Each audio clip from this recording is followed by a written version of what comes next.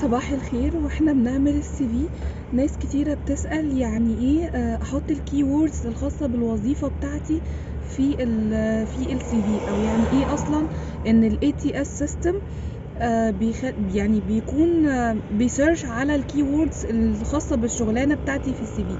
يعني ايه كي ووردز اصلا؟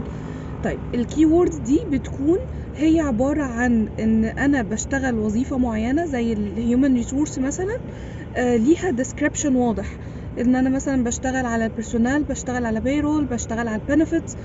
تمام، فدي keywords خاصة او description خاص بالسي في اللي انا عاملاه.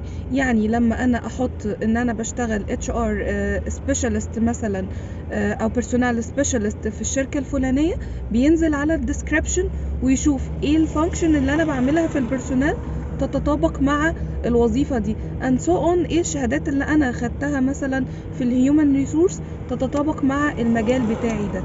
هي دي الكيورد. زي مثلا حد يكون سيفيل انجينير ده ممكن يكون بيشتغل مثلا سايت او تكنيكال اوفيس، او مثلا بيكون درس اوتوكاد او بريمافيرا and so on او whatever هو درس ايه.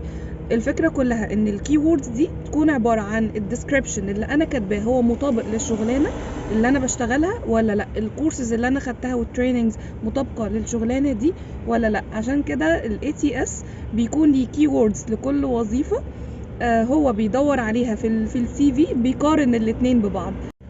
لو هي ماتشد اوكي فاين، خلاص هو يعني بيسلكت السي في ده. لو هي نوت ماتشد او الكي ووردز ملهاش علاقه او الديسكريبشن ملوش علاقه بالجوب تايتل، خلاص يبقى السي في ده ريجكتد. باي.